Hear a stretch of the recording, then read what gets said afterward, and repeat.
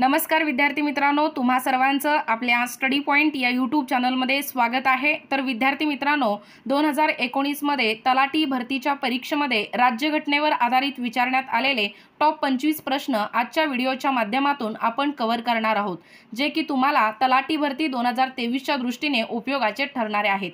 चला तर मग वेळ वाया न घालवता व्हिडिओला सुरुवात करूया पहिल्या प्रश्नापासून।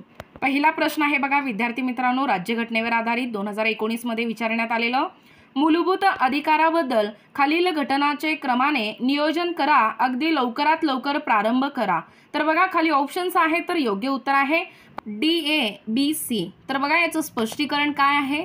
डी रौलेट ॲक्ट 1919, ए नेहरू आयोग 1928, बी घटक संघटनेची प्रथम बैठक 1946 आणि सी संयुक्त राष्ट्रसंघाच्या महासभेद्वारे मानवाधिकाराच्या सार्वत्रिक जाहीरनामाचा दत्तक घेणे 1948। त्यानंतर पुढचा प्रश्न बघा, भारतीय संविधानाचे मुख्य आर्किटेक्ट होते। तर बघा कोण होते आपल्या भारतीय संविधानाचे मुख्य आर्किटेक्ट। खाली ऑप्शन्स आहेत, तर योग्य उत्तर आहे डॉक्टर बी आर आंबेडकर हे होते।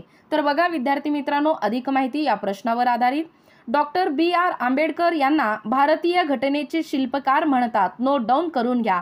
तर बघा भारताचे पहिले कायदा व न्यायमंत्री, मसुदा समितीचे अध्यक्ष आणि मूकनायक, बहिष्कृत भारत, जनता, समता ही वृत्तपत्रे त्यांनी लिहिलेली आहेत। बघा अतिशय महत्त्वाचे पॉइंट आहेत, बघा नोट डाऊन करून घ्या। त्यानंतर पुढचा प्रश्न बघा तिसरा, ग्रामपंचायतीच्या सदस्यांचा किती वर्षाचा कालावधी असतो। तर बघा विद्यार्थी मित्रांनो, किती वर्षाचा कालावधी असतो ग्रामपंचायतीच्या सदस्यांचा। खाली ऑप्शन्स आहेत, तर योग्य उत्तर आहे 5 वर्षाचा कालावधी हे ग्रामपंचायतीच्या सदस्यांचा असतो। तर बघा अधिक माहिती पाहूया या प्रश्नावर आधारित ग्रामपंचायत। तर बघा विद्यार्थी मित्रांनो, ग्रामपंचायत निर्मितीसाठी किमान 700 लोकसंख्या आवश्यक आहे आणि डोंगरी भागामध्ये जे डोंगराळ प्रदेश आहे हे प्रमाण 300 लोकसंख्या आहे आणि ग्रामपंचायत सदस्य संख्या ही 7 ते 17 आहे आणि सरपंचाची निवड आता थेट जनतेतून होणार आहे। त्यानंतर पुढचा प्रश्न बघा, खालीलपैकी कायदेशीर घटनात्मक संस्था कोणती आहे। तर बघा विद्यार्थी मित्रांनो, कोणती आहे कायदेशीर घटनात्मक संस्था। खाली ऑप्शन्स आहेत, तर योग्य उत्तर आहे या प्रश्नाचं भारतीय वित्त आयोग हे कायदेशीर घटनात्मक संस्था आहे। तर बघा विद्यार्थी मित्रांनो, या भारतीय वित्त आयोगावर आधारित अधिक माहिती पाहूया। वित्त आयोग कलम 280, वित्त आयोगाची स्थापना झालेली आहे बघा विद्यार्थी मित्रांनो 1951 मध्ये आणि याचं मुख्यालय आहे दिल्ली या ठिकाणी। तर बघा विद्यार्थी मित्रांनो, पहिल्या वित्त आयोगाचे अध्यक्ष आहेत के सी नियोगी 1952 ते 1957 या दरम्यान आणि 15व्या वित्त आयोगाचे अध्यक्ष आहेत एन के सिंह IAS 2020 ते 2025, म्हणजे सध्या जे 15व्या वित्त आयोगाचे अध्यक्ष आहेत बघा एन के सिंह। तर बघा कार्य काय आहे, पहिला आहे कराचे राज्य व केंद्रशासित प्रदेशात योग्य वितरण आणि नगरपालिका पंचायतीच्या वित्त व संसाधनाचे योग्य वितरण राज्यसभेने। त्यानंतर पुढचा प्रश्न बघा, जर टिंबटिंब दिवसामध्ये रकमेच्या बिलावर कोणतीही कारवाई केली नाही तर ती मंजूर झाली आहे असे मानले जाते। तर बघा किती दिवसामध्ये, खाली ऑप्शन्स आहेत, तर योग्य उत्तर आहे 14 दिवस। जर 14 दिवसामध्ये रकमेच्या बिलावर ही कोणतीही कारवाई केली नाही तर ती मंजूर झाली आहे असे मानले जाते। तर बघा विद्यार्थी मित्रांनो, धनविधेयक कलम 110, धनविधेयक प्रथम लोकसभेतच मांडता येतो आणि राष्ट्रपतीच्या पूर्वसंमतीने हे सरकारी विधेयक असते आणि ते केवळ मंत्र्यामार्फतच मांडता येते। लोकसभेत पास झाल्यानंतर हे विधेयक राज्यसभेकडे पाठवले जाते आणि राज्यसभा फक्त शिफारशी करू शकते, बदल नाही, आणि जास्तीत जास्त 14 दिवस विधेयक थांबवून ठेवू शकते। नंतर पाठवले नाही तर लोकसभेने जसे पारित केले तशा स्वरूपात दोन्ही सभागृहांनी पारित केले असल्याचे मानले जाईल आणि या विधेयकात संयुक्त बैठक होत नाही। त्यानंतर पुढचा प्रश्न बघा 6 नंबरचा, सार्वत्रिक निवडणुकीत मतदान करण्यासाठी खालीलपैकी कोणते खरे आहे।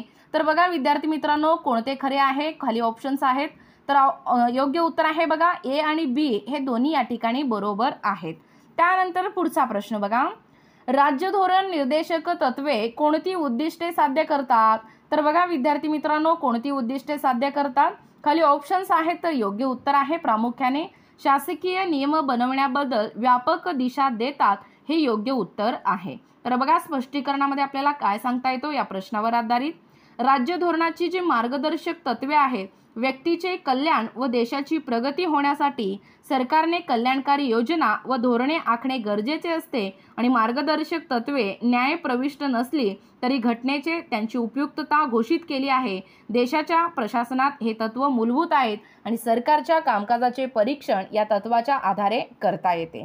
त्यानंतर पुढचा प्रश्न बघा 8 नंबरचा, एखाद्या खासदाराला शपथ कोण देतो? तर बघा विद्यार्थी मित्रांनो, खासदाराला शपथ कोण देतो? खाली ऑप्शन्स आहेत, तर योग्य उत्तर आहे राष्ट्रपती। राष्ट्रपती हे एखाद्या खासदाराला शपथ देतो। तर बघा अधिक माहिती पाहूया या प्रश्नावर आधारित। खासदार म्हणजे तरी काय? तर बघा खासदार म्हणजेच संसद सदस्य व संसद सदस्याला शपथ राष्ट्रपती देतो।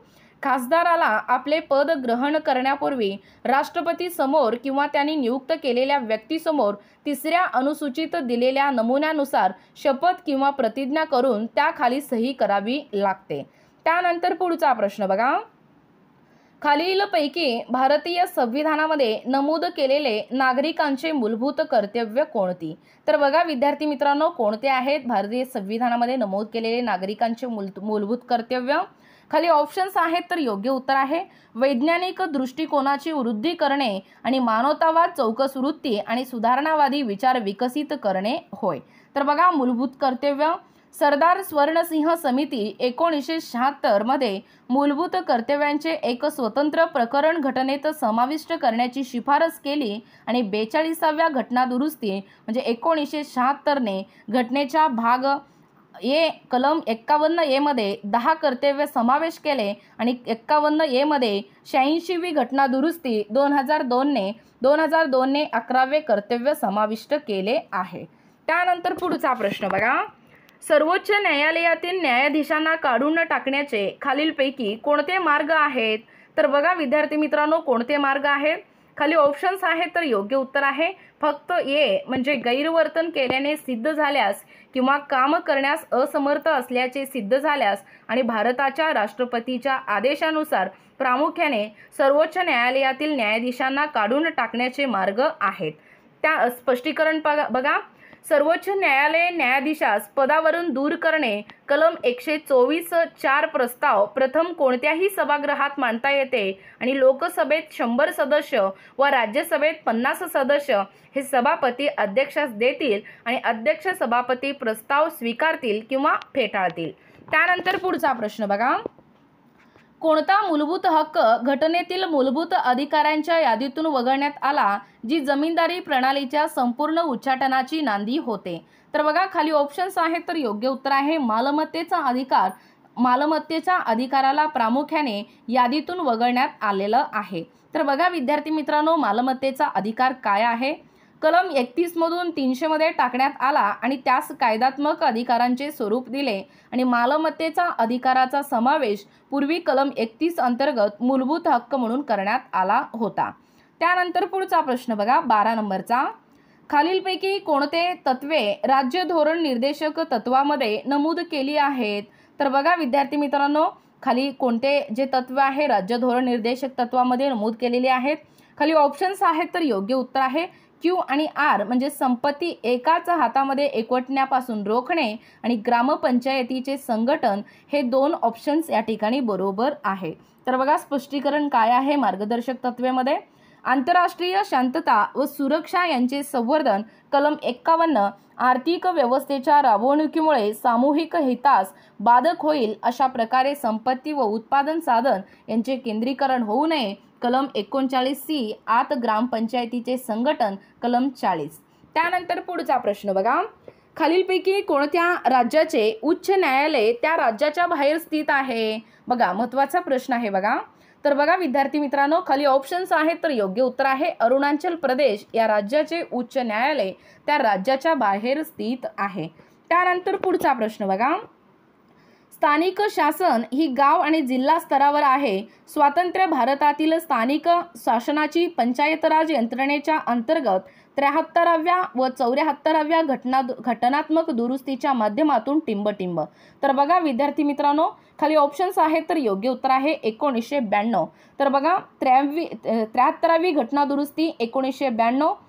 शीर्षक आहे पंचायती असे आहे आणि कलम आहे 243 ते 243 ओ आणि एकूण 29 विषय आहेत. आणि 74वी घटना दुरुस्ती 1992. शीर्षक आहे नगरपालिका आणि कलम आहे 243 पी ते 243 एन 243 झड-जी. त्यानंतर पुढचा प्रश्न बघा, केंद्र व राज्यामध्ये विधी विषयक वितरणाबद्दल खालीलपैकी कोणते खरे आहे? तर बघा कोणते विधी विषयक वितरणाबद्दल खालीलपैकी कोणते खरे आहे?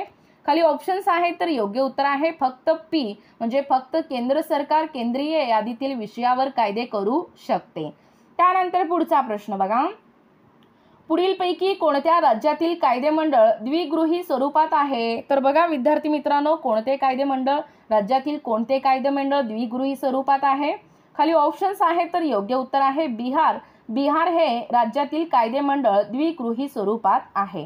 त्यानंतर पुढचा प्रश्न बघा, आमदाराची संख्या लक्षात घेता सर्वात कमी संख्येची विधानसभा टिंबटिंब कोणती? तर बघा कोणती आहे विद्यार्थी मित्रांनो? खाली ऑप्शन्स आहेत, तर योग्य उत्तर आहे पुदुचेरी. पुदुचेरी हे आहे. त्यानंतर पुढचा प्रश्न बघा, पंचायतींना स्थानिक स्वराज्य संस्था म्हणून कार्य करण्यास सक्षम करण्यासाठी राज्यघटनेच्या कोणत्या अनुच्छेदात लिहिले आहे? तर बघा विद्यार्थी मित्रांनो, खाली ऑप्शन्स आहेत, तर योग्य उत्तर आहे अनुच्छेद 243 जी या अनुच्छेदात लिहिले आहे. तर बघा विद्यार्थी मित्रांनो, स्पष्टीकरणामध्ये आपल्याला सांगता येतो की बघा कलम 243 जी पंचायतीचे अधिकार, प्राधिकार आणि जबाबदाऱ्या, आर्थिक विकास व सामाजिक न्याय यासाठी योजना तयार करणे आणि आर्थिक विकास व सामाजिक न्याय विषयक योजनाची अंमलबजावणी करणे आणि कलम 148 नुसार भारताचे नियंत्रक आणि महालेखापरीक्षक. त्यानंतर पुढचा प्रश्न बघा 19 नंबरचा, घटनेतील हे जनकल्याणाच्या प्रोत्साहनासाठी सामाजिक व्यवस्था तयार करण्यास मार्गदर्शक करते. या सामाजिक व्यवस्थेने सामाजिक, राजकीय आणि आर्थिक न्याय देणे गरजेचे असते. तर बघा खाली ऑप्शन्स आहेत, तर योग्य उत्तर आहे या प्रश्नाचं विद्यार्थी मित्रांनो अनुच्छेद 38 हे घटनेतील जनकल्याणाच्या प्रोत्साहनासाठी सामाजिक व्यवस्था तयार करण्यास मार्गदर्शक करते. या सामाजिक व्यवस्थेने सामाजिक, राजकीय आणि आर्थिक न्याय देणे गरजेचे असते.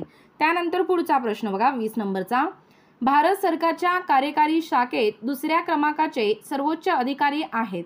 तर बघा कोण आहेत दुसऱ्या क्रमांकाचे सर्वोच्च अधिकारी आपल्या भारत सरकारच्या कार्यकारी शाखेतील? खाली ऑप्शन्स आहेत, तर योग्य उत्तर आहे उपराष्ट्रपती. उपराष्ट्रपती हे विद्यार्थी मित्रांनो भारत सरकारच्या कार्यकारी शाखेत दुसऱ्या क्रमांकाचे सर्वोच्च अधिकारी आहेत. तर बघा या प्रश्नावरती आपल्याला अधिक सविस्तर पाहता येईल. भारत सरकार हे कार्यकारी शाखेतील पदानुक्रम, एक आहे राष्ट्रपती, दुसरे आहेत उपराष्ट्रपती. त्यानंतर पुढचा प्रश्न बघा 21 नंबरचा, भारतातील राज्यामधील टिंबटिंब ही भ्रष्टाचार विरोधी लोकयुक्त संस्था आहे. तर बघा कोणती आहे जी भ्रष्टाचार विरोधी लोकयुक्त संस्था आहे? खाली ऑप्शन्स आहेत, तर योग्य उत्तर आहे लोकायुक्त. लोकायुक्त हे भ्रष्टाचार विरोधी लोकयुक्त संस्था आहे. तर विद्यार्थी मित्रांनो, लोकायुक्त म्हणजे लोक प्लस आयुक्त हे भारतीय राज्याद्वारे बनवलेले एक भ्रष्टाचार विरोधी संस्था आहे आणि महाराष्ट्राचे विद्यमान लोकायुक्त न्या एम.एल. ताहल यांनी आहेत. त्यानंतर पुढचा प्रश्न बघा, खालीलपैकी कोणते तत्व राज्य धोरण निर्देशक तत्व नाही? तर बघा कोणते तत्व राज्य धोरण निर्देशक तत्व नाही? खाली ऑप्शन्स आहेत, तर योग्य उत्तर आहे विद्यार्थी मित्रांनो व्यवसायामध्ये काम करण्याचा समान स्तर राज्याने निर्माण करावा हे तत्व राज्य धोरण निर्देशक तत्व नाही. त्यानंतर पुढचा प्रश्न बघा, राष्ट्रपती राज्यसभेसाठी काय करू शकतात अशा सदस्यांचा नामांकन खालीलपैकी कोणते खरे आहे? तर बघा विद्यार्थी मित्रांनो खाली ऑप्शन देण्यात आलेला आहे. योग्य उत्तर आहे या प्रश्नाचं फक्त बी म्हणजे कला, साहित्य, विज्ञान व सामाजिक सेवा या विषयांच्या क्षेत्रातील त्यांच्या कौशल्यासाठी 12 सदस्यांचे नामनिर्देश करू शकतात. त्यानंतर पुढचा प्रश्न बघा 24 नंबरचा, संसदेच्या दोन्ही सभागृहात टिंबटिंब हा सदस्याच्या नोंदीचे संरक्षण आहे. तर बघा खाली ऑप्शन्स आहेत, तर योग्य उत्तर आहे महासचिव म्हणजे संसदेच्या दोन्ही सभागृहात महासचिव हा सदस्याच्या नोंदीचे संरक्षण आहे. त्यानंतर पुढचा प्रश्न बघा 25 नंबरचा, प्रशासकीय न्यायाधिकरणाच्या स्थापनेचा तरतूद कोणत्या दुरुस्ती कायद्यानुसार घटनेत समाविष्ट केली गेली, असाही प्रश्न तुम्हाला परीक्षेमध्ये विचारतात। तर बघा खाली ऑप्शन्स आहेत, तर योग्य उत्तर आहे या प्रश्नाचं 42व्या प्रामुख्याने प्रशासकीय न्यायाधिकरणाच्या स्थापनेचा तरतूद हे 42व्या दुरुस्ती कायद्यानुसार घटनेत समाविष्ट केली गेली आहे। तर बघा विद्यार्थी मित्रांनो, 42वी घटना दुरुस्ती झालेली आहे बघा 1976 मध्ये, 43वी घटना दुरुस्ती झालेली आहे 1977 मध्ये, 44वी घटना दुरुस्ती आहे 1978 आणि 45वी घटना दुरुस्ती आहे 1980। त्यानंतर पुढचा प्रश्न बघा, खालीलपैकी मूलभूत हक्कापैकी कोणता परकीयांना उपलब्ध नाही। तर बघा विद्यार्थी मित्रांनो, खाली ऑप्शन्स देण्यात आलेला आहे। योग्य उत्तर आहे कलम 19। कलम 19 हे मूलभूत हक्कापैकी हा परकीयांना उपलब्ध नाही। त्यानंतर पुढचा प्रश्न बघा शेवटचा, संविधान सभेत एकूण संख्या किती होती। तर बघा विद्यार्थी मित्रांनो, किती होती संविधान सभेत एकूण संख्या, खाली ऑप्शन्स आहेत, तर योग्य उत्तर आहे 389 संख्या ही आपल्या संविधान सभेत होती। तर बघा अधिक माहिती आपल्याला संविधान सभा रचनेवर सांगता येईल। एकूण संख्या होती 389 पैकी प्रामुख्याने 292 ब्रिटिश प्रांताकडून, 4 सदस्य चीफ ऑफ कमिशनर आणि 93 सदस्य संस्थानिकाचे प्रतिनिधी, असे एकूण 389 संविधान सभेत एकूण संख्या होती। तर विद्यार्थी मित्रांनो, अशा पद्धतीने टॉप जे 25 प्रश्न आहेत 2019 मध्ये विचारण्यात आलेले राज्यघटनेवर आधारित प्रश्न आजच्या व्हिडिओच्या माध्यमातून आपण कव्हर करण्याचा प्रयत्न केलेलो आहोत। तर विद्यार्थी मित्रांनो, तुम्हाला जर आमच्या अध्यापनाचे व्हिडिओ आवडत असतील किंवा तुम्ही जर कोणत्याही स्पर्धा परीक्षेची तयारी करीत असाल किंवा तुम्ही जर आपल्या चॅनलवर नवीन असाल तर आपल्या चॅनलला लगेचच लाईक आणि सबस्क्राईब करायला विसरू नका। भेटूया अशाच पुढच्या नवीन व्हिडिओमध्ये, तोपर्यंत धन्यवाद।